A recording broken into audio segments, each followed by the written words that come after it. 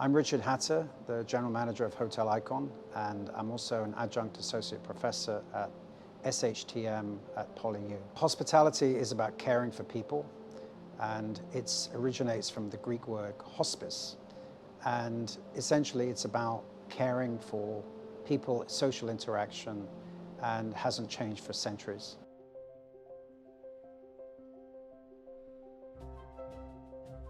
Icon's main purpose is to develop leaders of the future. So we spend a lot of our time around innovation, creativity, looking at new technology, things like service design, to basically make sure that our students from the School of Hotel and Tourism Management are geared up and ready for hospitality careers. A big part of what we teach in our operation is entrepreneurship.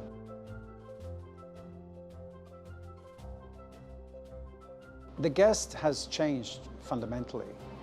The new expectation for the customer in terms of an integrated hotel model is that they want to be able to come here and not have to leave within a 24-hour period. So the first important factor is that as we are now on a sort of 24-hour clock basis, people in the future will not have to wait till 2 p.m. to check in.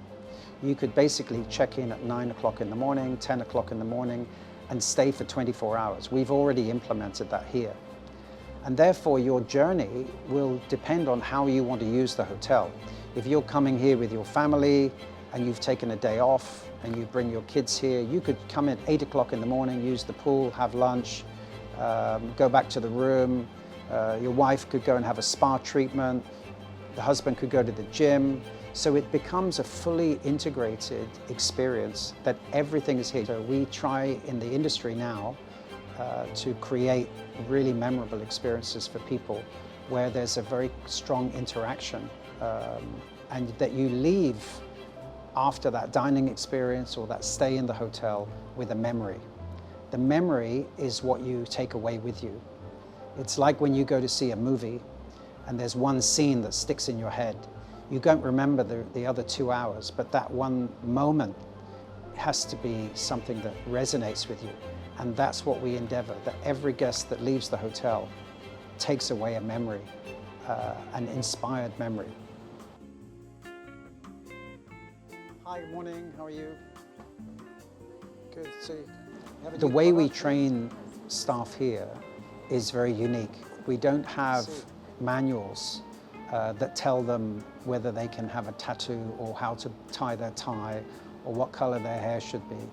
What we do is we teach them 3 fundamental areas. One is operational excellence, what you learn in hotel school, the correct way to do things. The second part is aesthetic excellence. When you walk into a restaurant, we teach the staff to say, is it too cold in here? Is it too hot in here?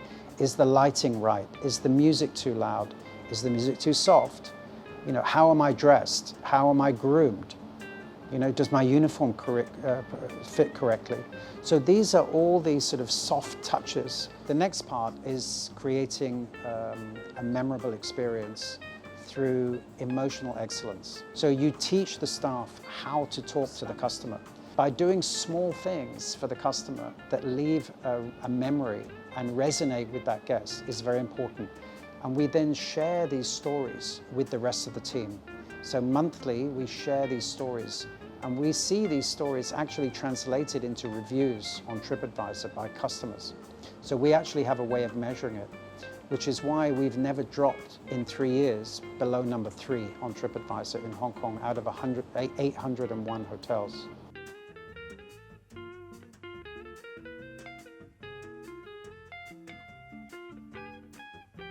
The operational excellence, the aesthetic excellence, and the emotional excellence, these things come together. And we created a training program called We Love to Care, and it basically incorporates all those elements.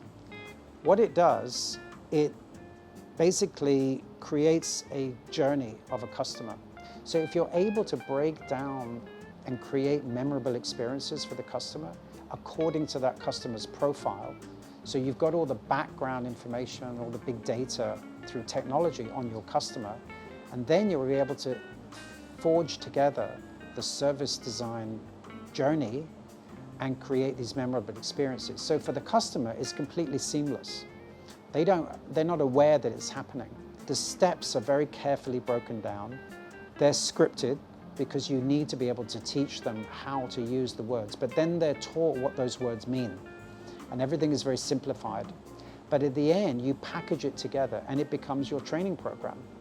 So you're not teaching huge manuals on step by step, because if you think about it, most hotels in their training manuals have manuals that are geared to timing. When you check in, make eye contact within the first minute. When the phone rings, pick it up within 3 rings. When the guest orders room service, it must be delivered within 20 minutes. But in reality, the guest is not there looking at their watch, timing everything. So we took away all those standard operating procedures as far as linking it to time and place, and said, no, it's more about the experience. We want to create a bespoke experience for the customer that is memorable and it's authentic and it's localized to Hong Kong. We're teaching them to be proud of being Hong Kong citizens and speak to people so they can elaborate on those key elements and they can add to that, but the core must be done. As a result of that, this training program won many, many awards, internationally and locally.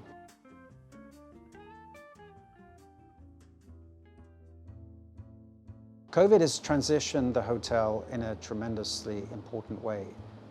100% of our guests are now from Hong Kong, whereas before only 5% of our guests were Hong Kong.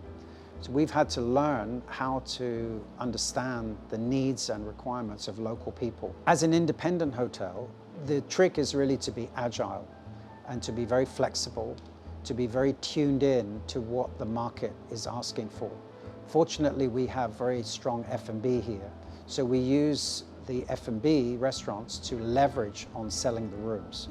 So my advice would be to be as flexible, as open, and to really understand what your customer wants and understand who your customer is. Don't try to be all things to all people. Just target one particular segment of the market and go after that and really specialize in that area. And I think that's what we've tried to do, and we've been very successful in that area.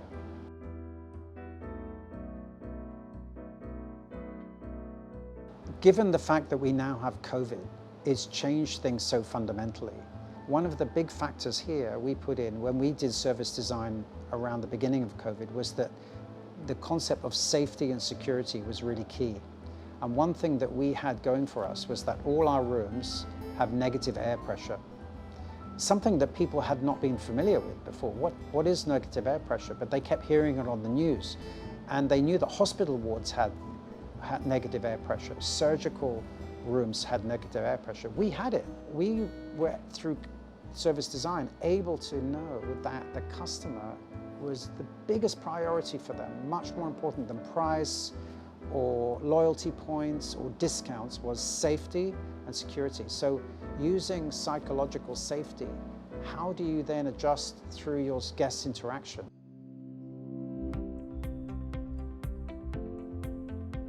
For young people, I would strongly urge that you consider hospitality as an industry. And if you're good with people and you have a hospitality background, you can do anything. Hospitality and running a hotel is a bit like running a city. You know, it's really like a city on its end.